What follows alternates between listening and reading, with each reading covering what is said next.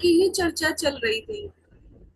हाँ बेटे, कास्टम की ही चर्चा चली थी। लिंगाष्टमी की तो क्लास में ले चुका हूँ एक, वो ओपन वीडियो भी है। हाँ। क्योंकि अब मैं तारतम्य में जोड़ नहीं पा रहा हूँ कि किस परिप्रेक्ष्य में मैं बता रहा था। क्योंकि दशमांश की क्लास है ये, समझे? तो लिंगाष्टमी में देवता, मैंने आप हाँ देवताओं को बता रहे थे, हाँ तो हाँ, राक्षसों के उसी बारे में कंटेक्स्ट में आ ही है। जाऊंगा ना, देवताओं के उसमें आ रहा हूँ ना मैं। तो देवताओं में आ रहा हूँ, तो देवताओं की वजह से मैं बता रहा हूँ। एक मिनट रुक जाओ जरा। हाँ, इसमें क्या है बेटे, पद्मज के बारे में, कुबेर के बारे में मैंने बता दिया, जी जी जी जी। मारुत मारुत के बारे में बता दिया। मारुत के हवा, मारुत ये हनुमान जी को कहते हैं, बता दिया था मैंने। वरुण के बारे में बता दिया था, राक्षस के बारे में बता दिया था। अब यम के बारे में बताता हूँ। यम के बारे में बताया था। यम के बारे में आपने बताया था। तो यम यम जो युधिष्ठिर, है, युधिष्ठिर युधिष्ठिर भी यमराज, वो हाँ वो, धर्मराज कहे हाँ जाते हैं बता इसको। दिया था। तो हाँ बेटे अब मैं आगे पूछ लेता हूँ ना, अभी मुझे आइडिया हो जाएगा मैंने कहा। हाँ। एक मिनट रुको, एक मिनट रुको, अब मुझे आइडिया हो जाएगा मैंने कहा तुम्हें छोड़ा था, कहाँ मतलब ये जो क्लास मैंने बंद की थी। जी जी राक्षस के बारे में वरुण, मारुत, कुबेर के बारे में बता दिया। ईशान के बारे में मैंने बता दिया, शिव जी। हाँ, यहाँ मैंने बताया जी जी। होगा त्रिपुरासुरों के हाँ बारे हाँ में। हाँ हाँ हाँ हाँ, यही बताया होगा आपने। जी है ना? जी ईशान का जी ये जी जी। ये जो है ईशान जो है ये भगवान शिव का होता है, नाम है। ठीक है ना? तो ईशान कहते हैं, ईशान का मतलब तुम सदाशिव से मत समझो। ईशान का मतलब वो जो रुद्र है, शिव है, जो हम फोटो में पार्वती के साथ देखते हैं, समझे? जी जी जी जी। ये ये जो शिव है, ये जो है मृत्युंजय कहे जाते हैं। सभी देवताओं की बेटे मृत्यु होती है, मैंने बताया था ना। सभी की मृत्यु होती है और 100-100 साल जीते हैं, वो हिसाब मैंने बता दिया है तुम्हें। किस किस हिसाब से 100-100 साल जीते हैं। तो ऐसे ही हिसाब से जो रुद्र की भी आयु है, ईशान की भी आयु इतनी ही होती है, तो उनकी आयु का पैमाना बहुत बड़ा है, समझे? जब उनकी आयु पूरी हो जाती है तो सदाशिव का एक श्वास बाहर जाती है, और जब उनका पुनर्निर्माण होता है तो एक श्वास अंदर आती है। कुछ भी समझ लो है तो कैसे समझ लो, उनकी श्वास की कोई गिनती नहीं है सदाशिव की। सदाशिव तो की। ये जी जी। एक वो है। तो जो शिव ने त्रिपुरासुरों को जो वो किया था, नारद पुराण के अनुसार, वो अभिजीत मुहूर्त में एक बाण से तीनों पुरियों को विद्ध कर दिया। जी तीन जी पुरियों से जी। त्रिपुरासुर सभी कहते हैं। और जिस स्थान से इन्होंने विद्ध किया था उसे थानेश्वर कहते हैं। थानेश्वर से किया था। और बाद में वो धनुष जब उन्होंने, शिव जी ने जो है उस वो धनुष का पिनाकी, शिव जी को पिनाकी इसलिए कहते हैं, पिनाकी। पिनाकी। और भगवान शिव दोनों अनंत कोटि ब्रह्मांडों में सबसे बड़े धनुर्धर माने जाते हैं, सबसे बड़े योद्धा है।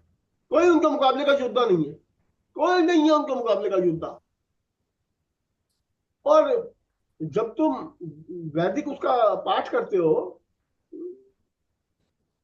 क्या है नाम भूल गया, देवी अथर्व शीर्ष का, दुर्गा सप्तशती में दिया होता है किताबों में, देवी अथर्व शीर्ष। जी जी जी जी। उसमें एक आता है, एक मंत्र आता है जिसमें देवी कहती है कि वो रुद्र के लिए धनुष खींचती है। तो इसलिए शिव शक्ति, माता आदिशक्ति और शिव, ये दोनों दुनिया के सबसे बड़े लड़ाके माने गए। ब्रह्मांड कोटि ब्रह्मांड हाँ, में इनसे बढ़ के कोई लड़ाका नहीं है। कोई सबसे लड़ाका बड़े नहीं। योद्धा, सबसे अच्छा बड़े धनुर्धर माने गए हैं। इनके बाद ही देवता अच्छा। आते हैं, इनके बाद ही देवता आते हैं।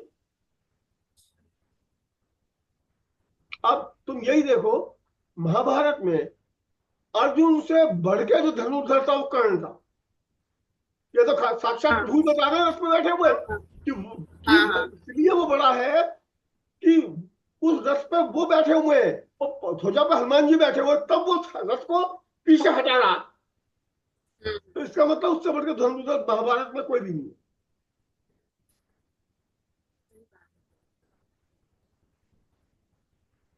उनसे बढ़ के धनुर्धर, सबसे बड़ा धनुर्धर जो उभर के महाभारत में आए बेटे वो कर्ण है। ये तो प्रभु साक्षात ही कह रहे हैं।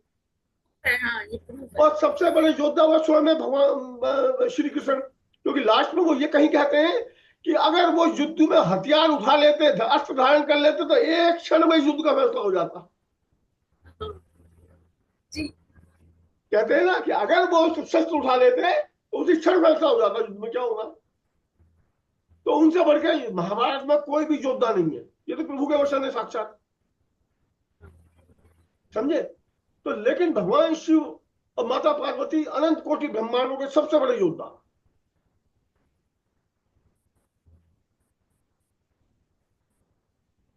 अब यहां एक प्रश्न उठता है,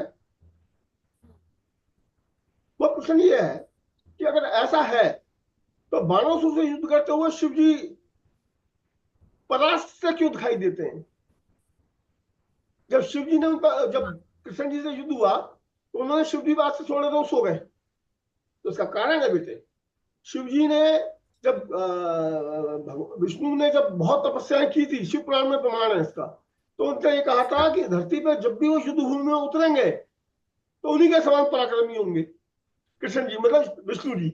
और कृष्ण जी श्री हरि के पूर्ण अवतार थे, इसलिए वो युद्ध बराबरी का था, हारे नहीं था भगवान, उन्हें तो कोई हरा ही नहीं सकता। लेकिन उन्हें बाणासुर जो उनका शिष्य था उसे ज्ञान भी देना था। तो जब तक उसका अहंकार नष्ट नहीं होगा, यानी एक तरह से बाणासुर ने अपने गुरु की ही अवहेलना वो करवाई। ठीक है बेटे, समझना चाहिए शास्त्रों को। और ये जो जितने भी इस्कॉन इस्कॉन वाले हैं वो शिव को हरा दिया, पता नहीं क्या क्या कहते रहते हैं, गलत है बेटे। उस अदंत भगवान को कोई हरा सकता है जिसका आदंत नहीं पता। जो मृत्यु को जीत सकता है, बाकी कोई मृत्यु को नहीं जीत सकता। मृत्युंजय शिव को ही कहते हैं बेटे, बाकी सब मृत्यु के अधीन है। उन्हें कोई देवता अमृत पान करके भी मृत्यु के अधीन है, लेकिन प्रभु को कोई नहीं जीत, कोई मृत्यु स्पर्श नहीं कर सकती, क्योंकि वो मृत्युंजय है। बेटे उनको शार्दुल भी आ गया है। शार्दुल मुझे सुन रहे हो बेटे। हाँ हाँ हाँ हाँ। हाँ बेटे, वो शुरू हो चुकी है, कोई बात नहीं, रिकॉर्डिंग देख लेना अभी। तो मृत्यु को कोई भी नहीं हरा सकता, और भगवान शिव मृत्युंजय कहे जाते हैं। और बेटे यहां बात चली तो बता दूं, यमराज जो मृत्यु के देवता नहीं है, लोग गलत कहते हैं, गॉड ऑफ डेथ नहीं है बेटा, ये गलत कहते हैं। मृत्यु उनकी सहायक है, उसके भगवान उसके मृत्यु नहीं है ये, मृत्यु से कोई मतलब ही नहीं है इनका, क्योंकि यम की खुद मृत्यु आएगी कभी ना कभी, वो भी देवता। वो मृत्यु का भगवान नहीं है, मृत्यु उनकी जो है उनको वरदस्त देती है कि वो आ जाएगी जब जैसे वो कहेंगे। कहा मुझे बताओ कहाँ लिखा है मृत्यु के देवता है, ये कहीं नहीं लिखा। हाँ नहीं लिखा है, कहीं नहीं लोग लिखा। कह देते हैं केवल।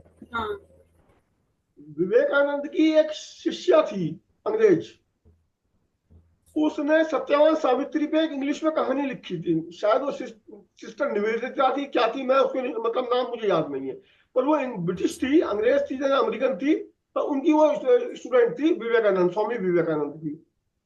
उसने सत्यवान सावित्री पे एक इंग्लिश में कथा लिखी थी, तो वहां उसने कहा था यमा द गॉड ऑफ डेथ, ये वहीं से चली आ रही है, सबने पकड़ ली ये बात। ये वहीं से, हाँ ये वहीं से चला आ रहा है। जबकि यमराज मृत्यु के देवता नहीं होते, तो खुद मृत्यु व्याप्त हो जाएगी, तो देवता कैसे हो जाएंगे। तो मृत्यु के यदि कोई देवता हो सकते हैं तो शिव है, क्योंकि मृत्यु को जीत लेते हैं। शिव जी, हाँ हाँ। और वैसे वो भी देवता नहीं हुए, उसके देवता तो वो है सदाशिव है, सदाशिव जी। वही सभी के देवता, मृत्यु के भी वही है, अगर हम ब्रॉडर सेंस में जाए। हाँ मृत्यु के शिव जी है, मृत्युंजय है वो, लेकिन मृत्यु के देवता तो वो है। मृत्यु बेटे अलग ही चीज है, संयम से कोई मतलब नहीं है। मृत्यु की उत्पत्ति हुई, मृत्यु की उत्पत्ति हुई है, समझे। मृत्यु ने जन्म लिया, इसके माँ बाप, इसके माता पिता भी हैं, अब मुझे उनके नाम वाम याद नहीं आ रहे हैं, इसलिए मृत्यु का जन्म हुआ। तो जन्म हुआ, तो मृत्यु का जन्म हुआ है, तो मृत्यु की भी मृत्यु होगी, तो मृत्यु भी स्थायी नहीं है। मृत्यु भी स्थायी, और फिर किसी भी मतलब चीज के देवता से मतलब ये होता है कि वो उससे परे हैं। मतलब अगर मृत्यु के देवता की बात हो रही है तो सेंस यही आता है कि मृत्यु पर पूरा अधिकार होगा उनका, मृत्यु उनके ऊपर नहीं हावी हो सकती। तो बेटे अब तो समझ गए कि मृत्यु का कोई यमराज मृत्यु के देवता नहीं है, नहीं है, हाँ नहीं है मृत्यु के देवता। ठीक है, यम को तो खुद कभी ना कभी मृत्यु आनी है, वो भी देवता है। हाँ वो अमर दिव्या। नहीं है, वो अमर है, अमर है, लेकिन उनके अरे अंदर निश्चित टाइम पीरियड तक, निश्चित जितना टाइम उनका समय निर्धारित। दीर्घकाल हाँ। का समय रहता। उस तक अमर है, उस तक उन्हें कोई नहीं मार सकता। उनको मृत्यु प्राप्त नहीं होगी, मृत्यु का भी समय है, मृत्यु की भी मृत्यु हो जाती है। हाँ, मृत्यु की भी मृत्यु जब होती मृत्यु की मृत्यु होती है, जब ये नवजीवन प्रारंभ हो जाता है, दूसरा कल प्रारंभ हो जाता है, मृत्यु जो चल रही है उसकी भी मृत्यु हो गई। समझे? तो बेटा ये चीज ऐसे देखनी चाहिए। अब मैं अगला चलता हूं, अगला देवता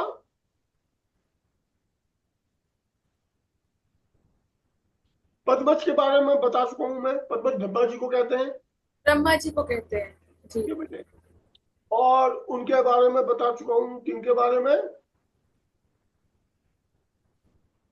अ, एक ही दो देवता बचे होंगे, बाकी अनंत आपने अनंत सबके अनंत बारे में बता सब दिया। अनंत के बारे में मैंने बता दिया। अनंत मैंने बताया ना, सांप है बहुत लंबा, बता चुका हूँ उसके बारे में, देख लेना पिछला वीडियो।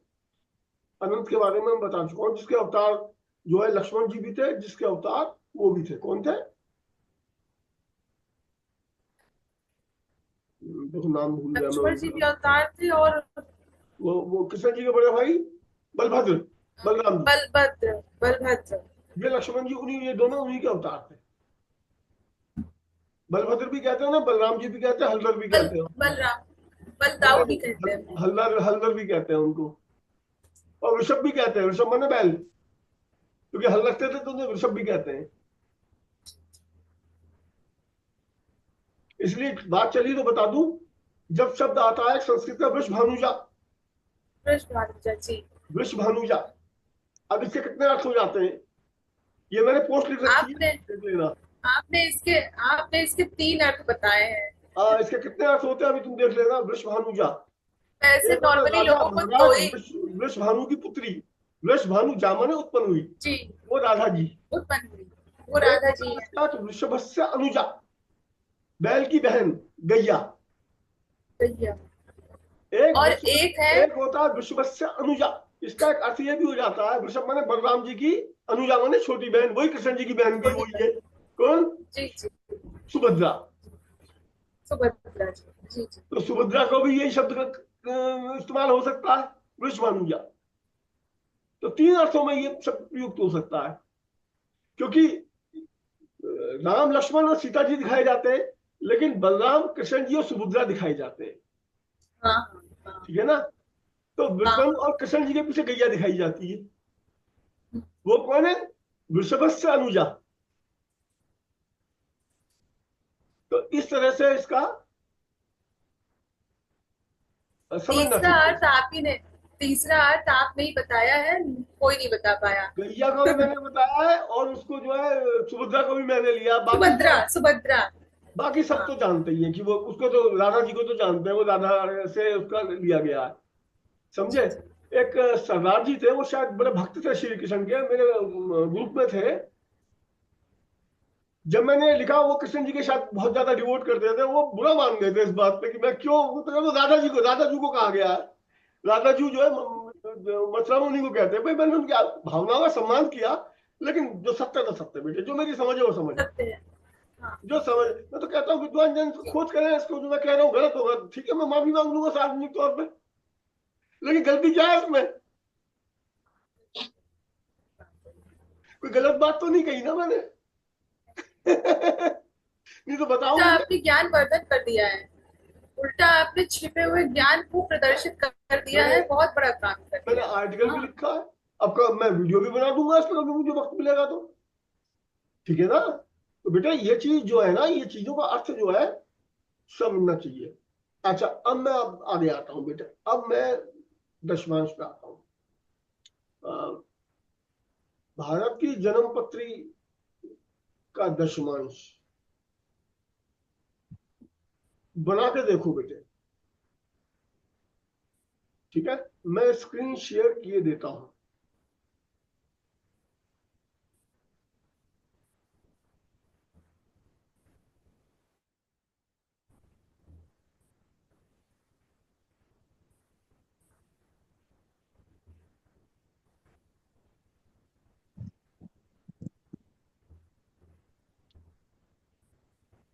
बेटा स्क्रीन शेयर कर रहा हूँ, ध्यान से देखना।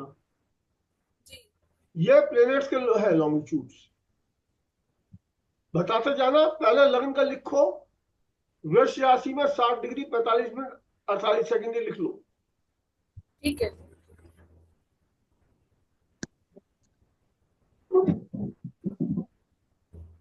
और कोशिश करो स्क्रीनशॉट ले लो उसका, कोशिश करो स्क्रीनशॉट ले लो उसका। ये बाद में रिपीट नहीं करूंगा मैं, दूसरा ठीक फाइनल है, ठीक रिपीट है, कर एक दूंगा। सेकंड। स्क्रीनशॉट ले ठीक लो, है गुरुदेव। उसमें देख के लिखना। हाँ। ले लो स्क्रीनशॉट इसका। ये position of planets on August 15 1947 at 00 hours morning, New Delhi India. ये भारत की स्वतंत्रता की कुंडली है। ले लिया बेटा स्क्रीनशॉट?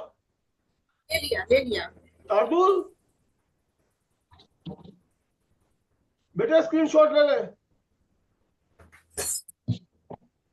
इसका स्क्रीनशॉट ले ले। हाँ ले लिया? हाँ,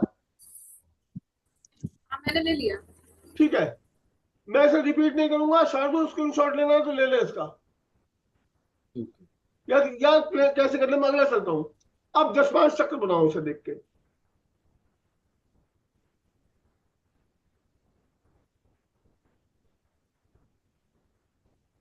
स्क्रीनशॉट ले ले। हाँ ले लो, 10 5 चक्र बनाओ उसको देख के।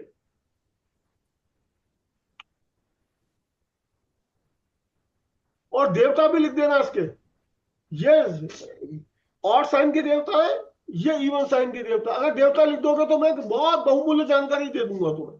अगर देवता लिख दिए तो ऐसी जानकारी तो कहीं नहीं मिलेगी तुम्हें। और मैं पहले बता चुका हूं देवताओं को इस्तेमाल कैसे किया जाए, मैं तुम्हें जानकारी दे दूंगा। इस पर एक वीडियो भी बना सकता हूँ मैं जब कभी 60 डिग्री मौका मिलेगा। 45 मिनट। 60 degree 45 minute.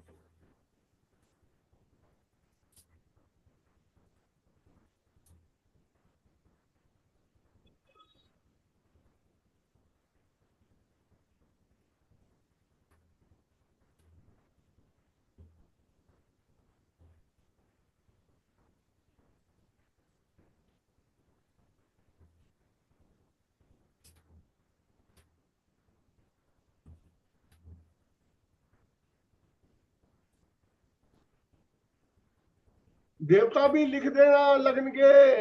मैं तुम्हें एक ऐसी जानकारी दे दूंगा, ऐसा कि बस रिसर्च के लिए, तुम्हारे समझने के लिए एक नया बिंदु हो जाए जो तुम्हें कहीं नहीं मिलेगा। स्टिल मैं कह रहा हूं कहीं नहीं मिलेगा वो। मच। देवता भी लिख देना। इससे ये तुम्हें लग जाएगा कि देवताओं का इस्तेमाल ज्योतिष में कैसे होता है, लेकिन जरा कम करना चाहिए इनका इस्तेमाल।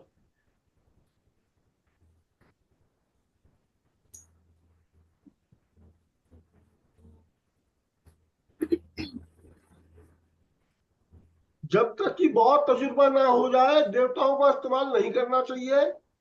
फिर उस देवता की आराधना करनी पड़ जाती है। या तो तुम बहुत ज्यादा एक्सपीरियंस हो, फिर तो जरूरत नहीं पड़ती। बहुत कई दशकों का एक्सपीरियंस है तो तुम चिंतन में ही वो आराधना हो जाती है। विद्यार्थी को जरा कम इस्तेमाल करना चाहिए जब तक कि कोई दूसरा अल्टरनेट सोर्स ना हो। कोई अल्टरनेट ना हो तब तक नहीं। हाँ उपासक है वो तुम कर सकते हो, पूजा पाठ करने वाला कर सकता है। इसका संबंध अध्यात्म से होता है।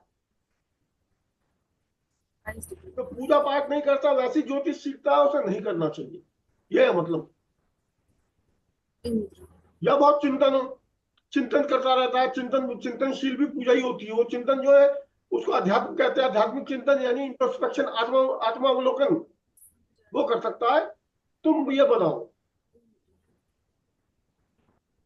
यहाँ मैंने तीनों कंडीशन में लिख रखा है इंग्लिश में, कैसे कैसे ये स्टार्ट होते हैं, पढ़ लेना।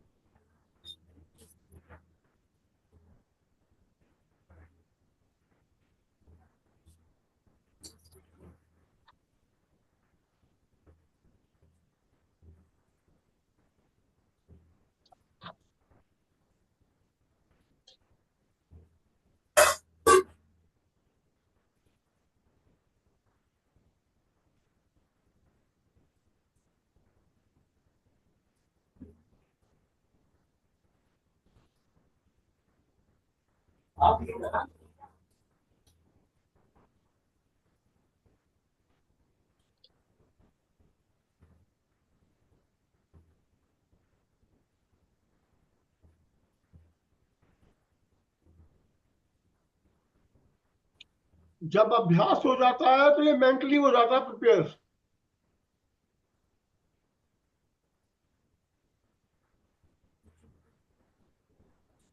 पापा पापा एक बार ना वो दिखा दो, डिग्री मिल सके, वो मैं स्क्रीनशॉट ले नहीं पाया था। एक चल बार ले ले वो बेटे, करना। ले ले। हाँ, ले ले। ठीक है ना, बस बस, है ना। हम्म, सब ले लिया, ठीक है। ले लिया। हाँ ले लिया। अब इसकी जरूरत पड़ रही है। नहीं, अब इसकी जरूरत नहीं, अब इसकी जरूरत ही नहीं। अब नहीं है ठीक है बेटे, अब। ठीक। मैं शेयरिंग बंद कर दूं। कर दो, बंद कर दो, मैं आरती, उसको बना। आरती। बंद कर दीजिए, हाँ बंद कर शेयरिंग बंद दीजिए। कर दूं बेटे, हाँ थोड़ा सा। चलो।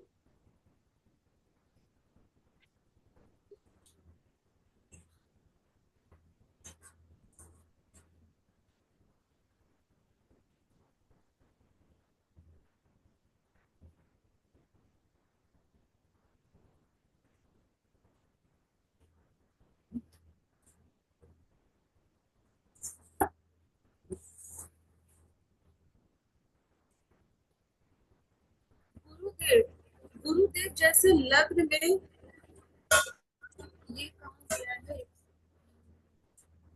हाँ बेटे आरती बोलो।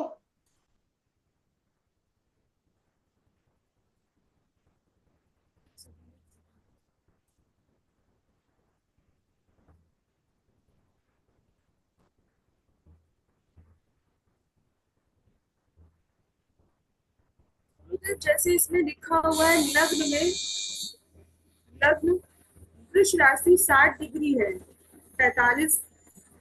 हम्म। हाँ, तो इसमें निकालने पर बन रहा है इंद्र देवता निकल रहे हैं। नहीं सॉरी, लग्न तो लग्न लग्न निकल रहा है, सारणी से देख के निकालेंगे। नहीं, मैं सूर्य बताती हूँ, मैं सूर्य को पूछना चाहती हूँ। जैसे शार्दुल, सूर्य कर्क, शार्दुल शायद स्क्रीन पे नहीं है। शार्दुल, चलो हाँ आगे चलो बेटे। जैसे सन का है, सन कर्क राशि में 27 डिग्री में है। इसका निकलेगा, इसके निकले हैं ये धनु राशि में इंद्र देवता, और मतलब सूर्य धनु राशि में आएंगे, हम्म। जो दशमांश चार्ट बनेगा उसमें, और इंद्र देवता होंगे। ये आप बताइए, सही है, ठीक है। करेक्ट है? और लग्न का और बताओ बेटे, लग्न का क्या हुआ, पहले तो लग्न से स्टार्ट हाँ करते हैं हाँ, ना। मैं हाँ हाँ हाँ हाँ।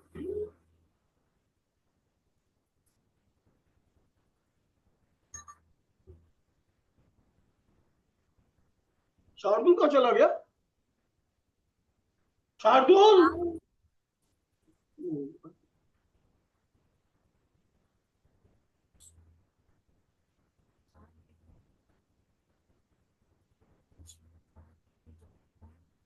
मीन राशि में लग्न है,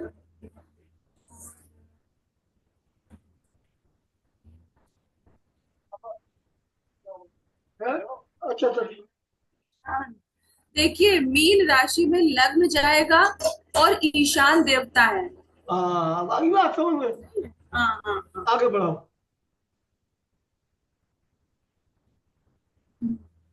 2-3 बचे हैं बस, मैं वो भी निकाल लूं। ठीक है बेटा, निकालो निकालो। अभी 10 मिनट में, 5-7 मिनट में मीटिंग खत्म हो जाएगी। नेक्स्ट सेशन से ठीक देखना, नेक्स्ट सेशन से देखना। है।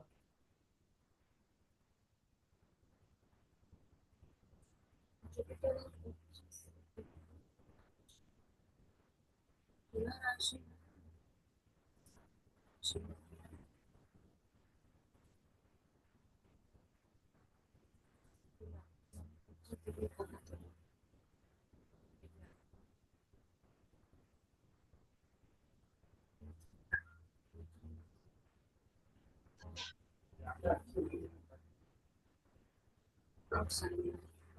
Maybe pretty much.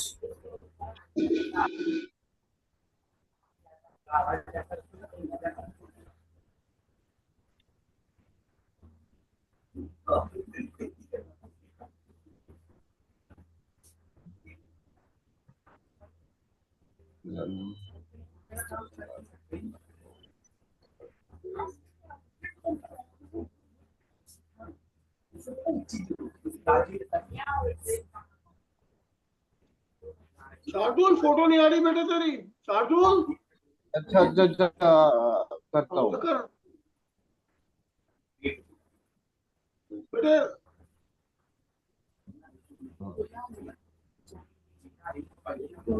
आगे ना, अब अब आ आगे। गई, अब आ गई, अब आ गई।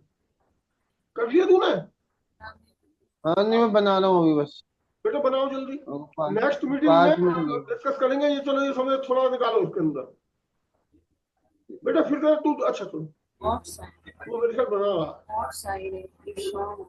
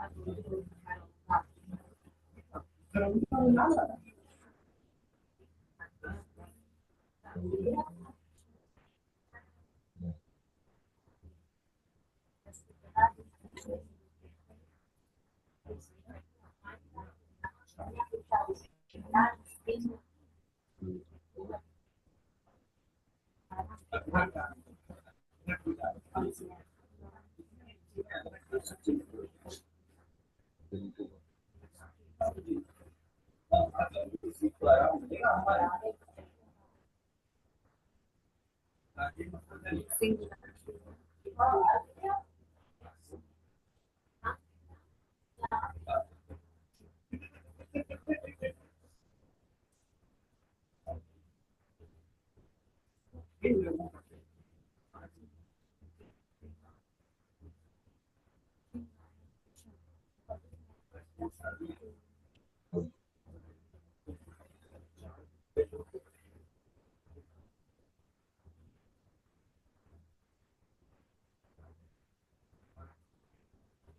गुरुदेव हम बताएं।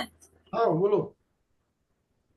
देखिए लग्न, हाँ देखिए लग्न और सूर्य का हम बता चुके हैं, अब हम और बता रहे हम्म, हैं। धनु, देखिए इसमें चार्ट बताते जा रहे हैं। हम्म, मून चंद्रमा जो है कर्क, कर्क राशि में 3 डिग्री, ठीक है। हम्म, तो चंद्रमा आएंगे मेष राशि में, हम्म, और पद्मज देवता होंगे, ठीक है ठीक बेटा। है। ऐसा बोलो दशमांश के देवता, ऐसा बोलो ना। दशमांश के हाँ देवता, दशमांश में जी। वो चंद्रमा किस में आएंगे? दशमांश में चंद्रमा, चंद्रमा मेष मेष राशि। राशि में आएंगे। हाँ हाँ, और पद्मज देवता ठीक है। होंगे। आगे जल्दी जल्दी बताओ। फिर फिर मंगल, हम्म, फिर मंगल जो है वो दशमांश में सिंह राशि में आएंगे, यम देवता होंगे। ठीक है। फिर दशमांश में जो बुध ग्रह है हम्म, वो कर्क राशि में आएंगे और मारुत देवता होंगे। मारुत देवता होंगे, ठीक है। फिर गुरु जो है वो दशमांश चार्ट में मिथुन राशि में आएंगे और पद्मज देवता होंगे। कौन? गुरु। ठीक है। हाँ, गुरु। ठीक है। फिर शुक्र दशमांश चार्ट में तुला राशि में आ जाएंगे और यम देवता होंगे। ठीक है बेटे, गुड। फिर शनि जो है हम्म, वो दशमांश चार्ट में राक्षस देवता होंगे इनके। ठीक है और बेटे। और राशि, एक सेकंड, ठीक निकाला, कन्या राशि होगी बेटे। कन्या राशि वाली, हाँ हाँ कन्या ही राशि होगी। सातवें सातवें अंश में होंगे, सातवें दशमांश में होंगे, हाँ ठीक है। आगे आगे चलो। हाँ। फिर राहु आते हैं, राहु जो है वो कुंभ राशि में होंगे और पद्मज देवता होंगे, ठीक है। ठीक है। केतु जो है वो सिंह राशि में आ जाएंगे ठीक दशमांश है। चार्ट में और अग्नि देवता होंगे। ठीक है बेटे। सही है। ठीक है। केतु के अग्नि कैसे हो जाएंगे बेटे? अग्नि देवता, अग्नि कैसे हो जाएंगे केतु के? जब केतु राहु के सिंह राशि में आएंगे। बेटे, वो तो तुम क्योंकि ठीक कह रहे हो, क्योंकि लेकिन राहु केतु के एक ही देवता होंगे बेटे, अंश एक है। सॉरी सॉरी, पद्मज होंगे, सॉरी हाँ सॉरी, करेक्ट पद्मज करो। होंगे। ठीक। ठीक। हाँ। पद्मज। अब 2 मिनट में दूसरी मीटिंग स्टार्ट हो जाएगी, कुछ पूछना है तो पूछ लो, फिर हम एक्सप्लेन करेंगे दशमांश को, इसी दशमांश को। अच्छा गुरुदेव, जैसे इसमें हमने निकाला है, तो अगर कोई ग्रह है यहाँ डिटेल में, जैसे ये चीज है पोजीशन ऑफ द प्लैनेट, अच्छा बेटे, ये दशाएं, जहाँ, दशाएं लिख लो ताकि आसानी से समझ में आ सके। हम्म, दशाएं लिख लो। मैं जो